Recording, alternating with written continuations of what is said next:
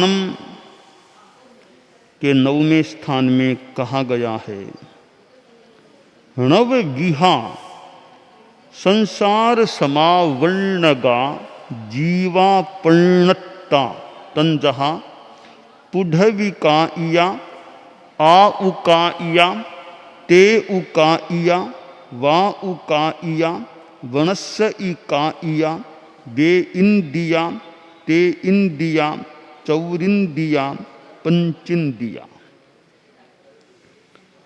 हमारी सृष्टि में जीवों का बहुत बड़ा समुदाय है। सिद्ध जीव भी होते हैं और संसारी जीव भी होते हैं। सिद्ध जीवों को हम अलग एक बार छोड़ देते हैं, यानी सिद्ध जीव तो एकाकार से हैं। और आसातना तो बिल्कुल भी न हो, पूरी विनम्रता रहे, सिद्ध जीव हमारे काम भी नहीं आते हैं। हमारे भी कोई काम के नहीं, यानी हमारे काम तो आदमी तो काम आ जाता है, कोई पशु भी काम आ जाए, वनस्पति भी काम आ जाए, पान ये तो काम आ जाते हैं। सिद्ध हमारे कोई काम तो आते नहीं हैं। वे तो विराजमान हैं, न हमें उपदेश देते हैं, न पथ दर्शन ऐसे देते हैं, न बात करते हैं, न अनुशासन करते हैं, न सलाह देते हैं। तो फिर हमारे कोई काम के नहीं है। तो हम सिद्धों को छोड़ देते हैं, जो हमारे काम में आने वाले हैं उनकी बात करते हैं। हमारे काम में आने वाले संसारी जीव होते हैं। देखिए, काम में आने की बात तत्वार्थ सूत्र का जो सूत्र है वो जैन प्रतीक में भी परस्परोपग्रहो जीवानाम, यह काम में आने की बात है। जैसे धर्मास्तिकाय है, वह जीव और पुद्गल को सहायता देता है, जीव और पुद्गल के काम आता है धर्मास्तिकाय। हालांकि अजीब है वह। अधर्मास्तिकाय भी, धर्मास्तिकाय तो गति में सहायक, अधर्मास्तिकाय स्थिति ठहरने में, गति निवृत्ति में सहायक। आकाशास्तिकाय अवगाहन मिलता है, स्थान मिलता है, वो भी हमारे काम का है। काल है, काल से भी हमारा समय का निर्धारण होता है, तो काल भी यूं काम का मान ली। पुद्गलास्तिकाय है, पुद्गल भी हमारे कितने काम आते हैं। यह चश्मा भी पुद्गल है, चश्मा हमारे उपनेत्र के रूप में होता है, देखने में कितनी सहायता करता है। यह प्रमार्जनी है, अहिंसा की साधना में इसका भी उपयोग है, सहयोग है। मुख वस्त्र का भी पुद्गल है। हमारी परंपरा में जो वायुकाय की अजयना से बचने की बात और वर्तमान में कोरोना से बचने की बात में भी यह सहायक मानी जा सकती है। तो यह ग्रंथ है, यह भी पुद्गल है, पर यह ग्रंथ भी पंथ दिखाने वाला हमारे लिए बन सकता है। तो पुद्गल हमारे जीवों के कितने काम आते हैं। यानी धर्मास्तिकाय भी दूसरों को सहयोग, धर्मास्तिकाय का अपना है, वो दूसरों को, जीव पुद्गलों को सहयोग देने वाला। अधर्मास्तिकाय भी दूसरों को सहयोग देने वाला। आकाशास्तिकाय भी दूसरों को योगदान देने वाला। काल भी वैसे दूसरों के काम का, पुद्गलास्तिकाय भी दूसरों के काम आता है। तो प्रश्न है, 6 द्रव्यों में जीवास्तिकाय जीव हैं, वे किसका सहयोग करते हैं? क्या जीव धर्मास्तिकाय का सहयोग करते हैं? धर्मास्तिकाय से सहयोग लेते तो हैं, जो सिद्धांत है, वापिस कोई सहयोग देते हैं क्या? कि देते तो नहीं है। अधर्मास्तिकाय से सहयोग हम लेते तो हैं, वापिस कुछ देते हैं? कि देते तो नहीं है। आकाश को कोई देते नहीं देते। पुद्गलों को हमारा क्या सहयोग किसी रूप में मान भी लें तो यानी विशेष दूसरों को सहयोग नहीं देते तो प्रश्न है भी जीव फिर किसका सहयोग करते हैं? जीवास्तिकाय है वो किसका सहयोग करता है? तब ग्रंथकार ने कहा, यानी उमा स्वाति ने तत्वार्थ में कहा कि सहयोग तो देते हैं पर दूसरों को न माने। लगभग परस्परोपग्रहो जीवानाम, एक जीव दूसरे जीव का सहयोग करता है, यो परस्पर उनका सहयोग चलता है। तो यह जो एक सूत्र है परस्परोपग्रहो जीवानाम, एक सिद्धांत की बात भी है। हम यह देखें यह सूत्र क्यों बना है, इसका मतलब क्या? तो इसकी भूमिका, पृष्ठभूमि मुझे यह लगी कि सद्द्रव्य के बारे में वर्णन चल रहा है ग्रंथ में कि धर्मास्तिका यह सहयोग करता है, अधर्मास्तिका यह सहयोग। तब प्रश्न भी जीवास्तिका क्या सहयोग करता है, किसका सहयोग करता है? तब ग्रंथकार बता रहे हैं वह दूसरों का ऐसे सहयोग नहीं करता परंतु परस्परोपग्रहो जीवानाम, जीव परस्पर सहयोग करते हैं। अब परस्पर सहयोग कैसे करते हैं तो हम देखें, थाणंग में बताया गया है ये संसारी, मैंने जैसे कहा ना, आसातना तो कह हो ही नहीं, पूर्ण विनम्रता रे कि सिद्ध तो हमारा कोई सहयोग करते ही नहीं है, उनसे तो कोई सहयोग की आशा ही क्या करें, कोई सहयोग की आशा नहीं है। अब संसारी जीवों से ही आशा है सहयोग की, तो संसारी जीव हैं कितने यह तो जाने। तो शास्त्रकार ने बता दिया ये संसारी जीव हैं संसार समापन्नक, जिनकी संज्ञा है यहाँ 9 प्रकार के होते हैं। पृथ्वी कायिक, अपकायिक, तेजस कायिक, वायु कायिक, वनस्पति कायिक, द्विंद्रिय, त्रिंद्रिय, चतुरिंद्रिय, पंचेंद्रिय। अब ये 5 तो स्थावर हो गए, पृथ्वी कायिक से लेकर वनस्पति कायिक तक के 5 तो स्थावर हैं, एक इंद्रिय वाले हैं। बाकी 2 इंद्रिय वाले, 3 इंद्रिय वाले, 4 इंद्रिय वाले, 5 इंद्रिय वाले, यो 9 प्रकार के संसारी जीव हो जाते हैं। इन जीवों का परस्पर सहयोग भी कितना है। अब मिट्टी कितने काम आती है, हमारे मकान बनते हैं तो मिट्टी का कितना, मनुष्यों के मिट्टी कितने काम आ रही है। पानी का तो कितना उपयोग है, बिना पानी तो, बिन पानी सब सून, बिना पानी तो जीवन ही मुश्किल हो जाए। तो पानी हमारे कितना काम आता है, पशुओं के भी काम आता है, मनुष्यों के भी काम आता है, वनस्पति को सिंचन देने के लिए भी पानी, तो पानी कितनों का सहयोग करता है। तो पानी भी हमारा सहयोग करने वाला। और हम देखें मनुष्यों में हवा है, हवा कितने काम आती है। हवा न आए तो सोना, नींद लेना मुश्किल हो जाए, बिल्कुल हवा न हो तो जीना ही मुश्किल हो जाए। तो हवा तो हमारे मनुष्यों के क्या औरों कितने काम की है। तो वायु का हवा कितने काम की है। और हम अग्नि को देखें, अग्नि कितने काम आती है, भोजन बनाना आदि आदि कितने कामों में अग्नि का उपयोग होता है। अग्नि भी काम की चीज है, वायु भी काम की, वनस्पति का तो कितना काम का, खाने में तो कितना वनस्पति का काम आता है। फुलका खाओ, गेहूं चाहिए, बाजरे चाहिए, चना, तो ये वनस्पति कितने काम आती है। फिर फ्रूट्स चाहिए, आम खाओ, अंगूर खाओ, केला खाओ, पपीता, वनस्पति कितने काम आती है। तो वनस्पति का कितना हमारे लिए सहयोग मिलता है हमको। तो इस स्थावर काय के जीव हैं कितने काम आते हैं। अब पशु भी आदमी के काम, मैंने कहा ना, बैरागी वो अश्व जाति पर बरनोले में वो बैठता है, तो घोड़ा घोड़ी ये कितने शादी होती है संसार में, अश्व जाति कितने। और भी यात्रा में अश्वारोही, अश्व पर बैठकर यात्रा करने वाले, तो अश्व कितने, अश्व सेना में अश्व कितने काम के होते हैं। तांगा, तांगा चलता, पहले तांगा, तांगा होता, तो तांगा वृद्ध आदि लोगों के स्टेशन जाने में और आने में, लाने में तांगा कितना काम आता। घोड़े कितने काम आते हैं। तो हाथी कितना काम आता है। कोई हाथी की यात्रा करे तो हाथी भी तो पशु है। गाय कितने काम की है, गाय का दूध कितना काम आता है।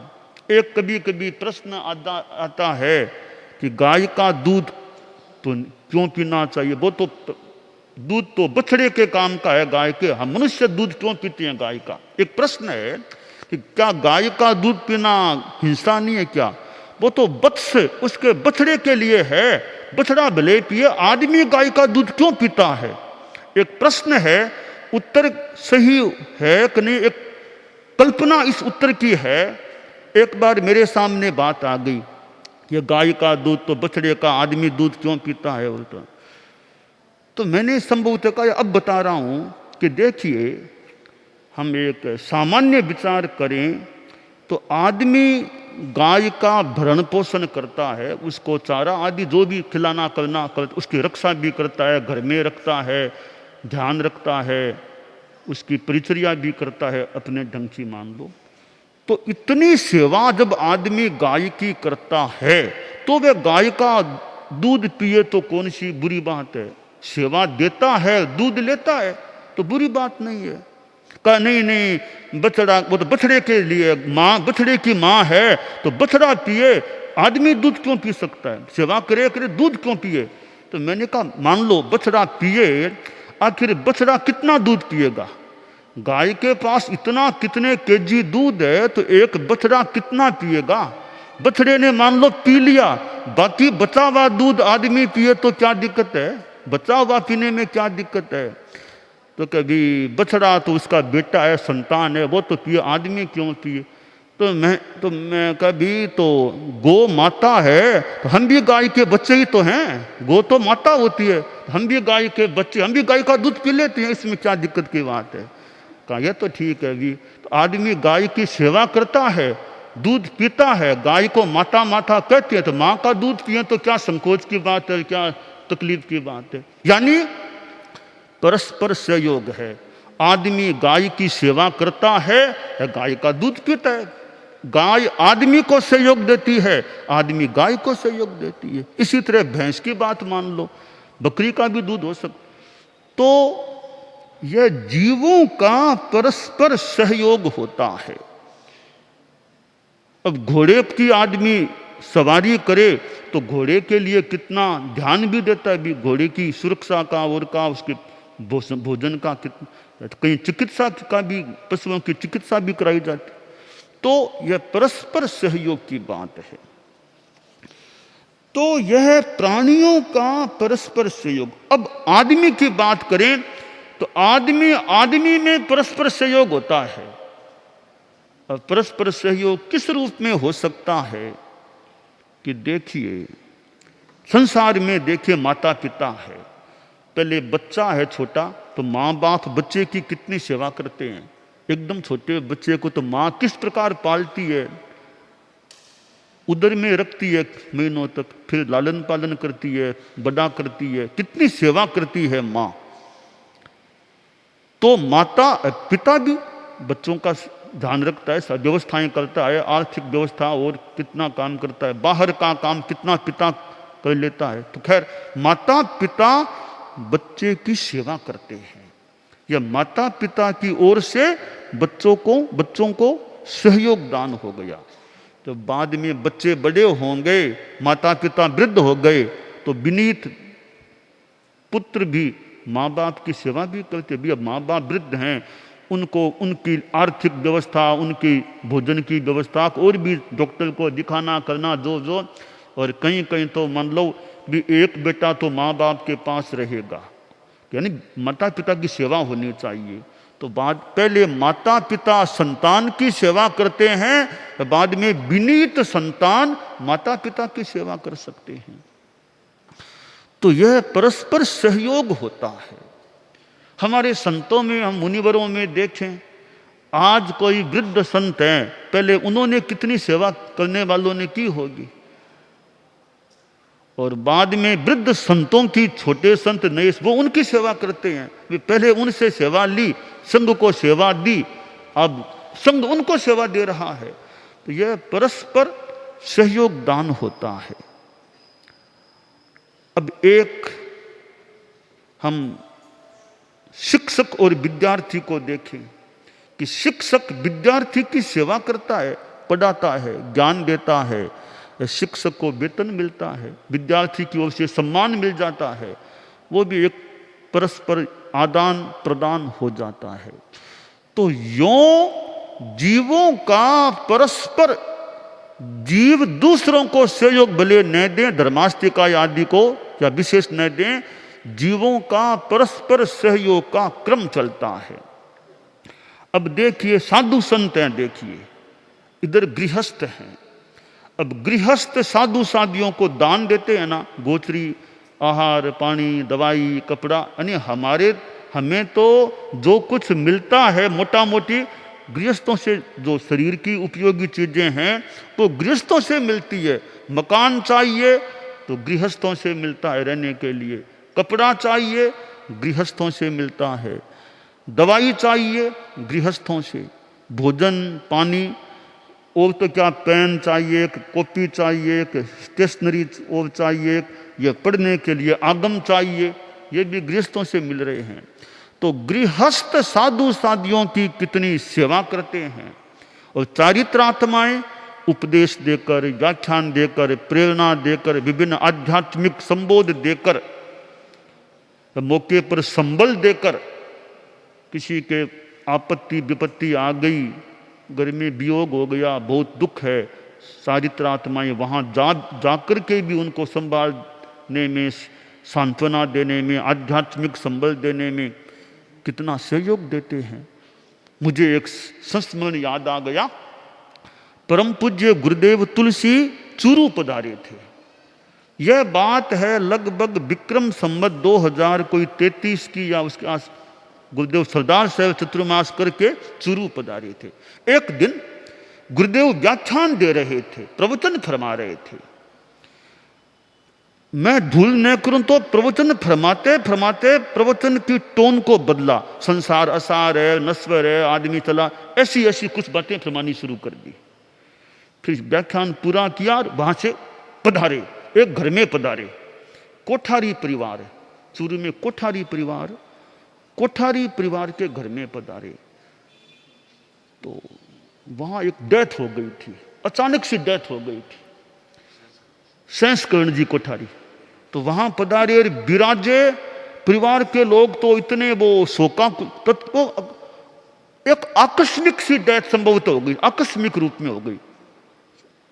तो गुरुदेव वहां विराजे, परिवार के लोग तो एकदम कितने शोक विवल से थे। तो गुरुदेव विराजे, मूड मुई यशी मुदा, मूड ये गीतिका भी थोड़ी फरमाई, अपनी जो प्रेरणा देना करना, उनको सांत्वना देने का प्रयास किया। फिर फरमाया कि देखो बाइयाँ थी परिवार को, मैं शादियों को यहाँ रात को यहाँ रहने के लिए शादियों को भेज दूं। एक बार फिर कहा, कहो तो मैं यहाँ आ जाऊं, कहो तो मैं यहाँ रात को प्रवास कर लूं। तो यानी इतना संबल आध्यात्मिक, खुद बखान पूरा किया, बखान में बस बातें फरमा के वहां पधारे। याद उदित कुमार जी स्वामी को भी याद आ रहा होगा ये प्रसंग है। हाँ, आप हम साथ ही। तो वहां घर में पधारे सारी वो, यानी एक गुरुदेव ने कहा, कहो तो मैं रात को यहाँ प्रवास कर लूं, बिना शादियों को भेजूं, पर मैं यहाँ प्रवास कर लूं भले कोई। तो इतना संबल, तो ये चारित्रात्माएं श्रावक श्राविकाओं को मौके पर संबल देते हैं, आध्यात्मिक प्रेरणा, तत्व ज्ञान आदि आदि देते हैं। तो वे उस ढंग से सेवा कर, ये परस्परोपग्रहो जीवानाम की बात हो गई है। तो यह एक ग्रंथ में बात बताई गई, जीवों का परस्पर सहयोग का क्रम चलता है। यह परस्पर सहयोग का क्रम ठीक चलता है तो जीवन जीने में कुछ सुविधा हो सकती है। वृद्धों को छोटे सहयोग कर दे, वृद्ध जितना उसके ज्ञान आदि दे दे, तो वो परस्पर आदान प्रदान होने से दोनों को लाभ है। कि वृद्धों को चलने में दिक्कत है, वृद्ध गोचरी जाएं, वो उनमें क्षमता नहीं कि बाहर दूर गोचरी जाएं, उनको तो ठिकाने में आ ला करके दें। जैसे एक सिंगाड़े में एक संत वृद्ध हैं, 2-3 ठीक हैं, तो जवान हैं वो तो बाहर का काम गोचरी पानी वो सारा कर लें, ठिकाने में लेके आ गए। अब 1-2 वृद्ध हैं, बाकी का काम वो कि आर परोसनाक जोड़ियाँ करनाक लूना धोना वो काम वो कर, कि उनके बाहर जाने में दिक्कत है, ठिकाने का काम वो आराम से कर सकते हैं। तो ठिकाने में पात्रियाँ धोना, कपड़े सीना, रंगाई वो काम वो कर लेते हैं। तो एक दूसरे का, हमारे शादियाँ है, मान लो एक सिंगाड़े में 1-2 शादियाँ वृद्ध है, 2-1 शादियाँ अवस्था ठीक है, तो अवस्था ठीक है वो गोचरी पानी सारा बाहर का सारा काम वो कर ले। जो 1-2 वृद्ध हैं वे ठिकाने का काम गोचरी लेकर आ गए, अब वो फ्री हैं, अब सारा वो वृद्ध शादियाँ संभाल लेती है जो कुछ ठीक है। आर परोसनाक, कपड़ों की सिलाई करना, रंगाई करना, ओगा पले देना, कि छोटों का ओगा हम पले देते हैं, तुम वो काम करो। तो यूँ एक दूसरे के पूरक बनते हैं, तो हम सिंगाड़े का क्रम भी ठीक रह सकेगा, समाधि अच्छा रह सकेगा। वरना वो वृद्ध ये भी हम भी निर्जरा करें, हम भी जितनी हो सके निर्जरा करें, ये हमारा इतना सहयोग करते हैं। कोई विनिमय की बात न भी हो, हम भी इनका सहयोग करें ताकि इनको भी कुछ राहत मिलती रहे। यूँ सिंगाड़ों में साजों में यह परस्परता रहती है। तो कभी मैं सोचता रहे इतनी वृद्ध साध्वी को ये सतियाँ क्यों रख रही है, अपने सिंगाड़े में वृद्ध को भी आराम से रख रही है। तो कुछ तो वो भावना भी हमारे साथ रहे हुए हैं, पुराने संबंध हम उनकी सेवा करें। कभी कभी मुझे लगा वो वृद्ध हैं, इतना वो परस्पर का संबंध है कि अवस्था से वृद्ध है, वो ठिकाने के काम में सहयोग करती रहती है, तो ज्यादा भार नहीं पड़ता, फिर ये काम ये कर देती है। ओगा पूंजना मतलब ओगा प्रेरणा के कपड़े समेटना, जोड़ियाँ करना, कपड़े सिलाई वो काम वृद्ध कर देते हैं, तो वो छोटों को राहत मिलती रहती है। तो वो सिंगाड़े में लंबे काल तक रखने का एक निमित्त यह हो सकता है भी उनको भी उनसे सहयोग मिलता रहता है, तो भी उनको आराम से साथ में रख लेते होंगे। तो यह परस्पर सहयोग की बात है। ठाणंग में जो जीवों के ये 9 प्रकार बताए गए हैं, तो मैंने आज यह बताने का प्रयास किया है कि भी ये इन जीवों का परस्पर सहयोग, परस्पर एक दूसरे के काम आते हैं। तो स्थावर जीव हैं वे तो वे भी कितने काम त्रस्त जीवों के स्थावर कितने काम आते हैं। अब स्थावर जीवों की भी सेवा त्रस्त जीव थोड़ी करते हैं। वनस्पति के पेड़ पौधे हैं, आदमी कैसे उनको रोपता है, बड़ा करता है, सिंचन देता है, सुरक्षा करता है, सुरक्षा के लिए भी कितनी व्यवस्थाएं करता है। तो आदमी स्थावर जीव की भी, पानी की भी व्यवस्था आदमी, पानी का संरक्षण कैसे आदि, तो पानी की भी सेवा आदमी। तो यूँ स्थावर जीवों की त्रस्त जीव सेवा करते हैं, त्रस्त जीवों को स्थावरों से भी सहयोग मिलता है। तो यह जीवों का परस्पर सहयोग है। तो परस्पर सहयोग एक ऐसा सिद्धांत है, परस्परोपग्रहो जीवानाम, इसके कारण से परस्पर चित्त समाधि और सुव्यवस्था भी रह सकती है।